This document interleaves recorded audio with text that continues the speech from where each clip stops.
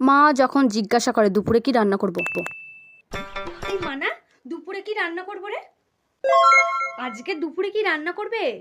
আজকে দুপুরে করো কষা কষা করে চিকেন আর প্লেন ভাত। না না না, গরমে চিকেন ফিকেন খেতে হবে না, অন্য কিছু বল, হালকার ওপর দিয়ে বল। হালকার ওপর দিয়ে তাহলে এবার ডিমের কষা আর ডাল আর ভাত করে ফেলো। এই গরমে ডিমের কষা? তুই কি পেট খারাপ করবি নাকি? পেট খারাপ করে বিছানায় শুয়ে থাকবি? অন্য কিছু থাক, তুই আর কিছু মনে করতে পারবি না।